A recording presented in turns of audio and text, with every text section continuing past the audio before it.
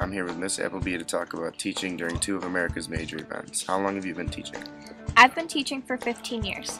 I was 17 when I started in 1916. I had a group of 11 students who were about 8 years old in a one-room classroom.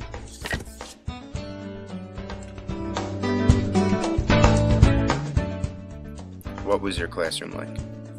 I shared a classroom with another teacher who taught 10-year-olds. There were roughly 20 students between the two of us in the one classroom. We had to share a chalkboard and space was very limited. Often the other teacher and I would be teaching different lessons at the same time, and my students would be easily distracted. A lot of the time, my students had to share textbooks because the school couldn't afford enough. Even then, trying to teach out of them was nearly impossible because pages were always missing.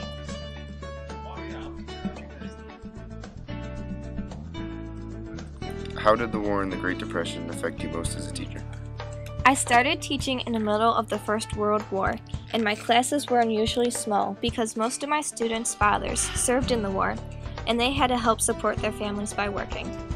Then during the Great Depression, many students and teachers left due to mainly financial reasons and the poor working conditions.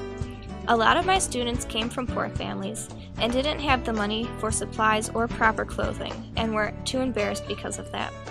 Also, a lot of the teachers during this time left because their salaries were cut so drastically.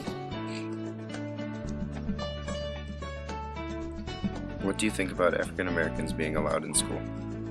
I'm really indifferent about it as long as they are getting educated about the American way, and as long as they complete their schoolwork on time and behave as all my other students would behave. Well, thank you for your time and good luck. Thank you very much.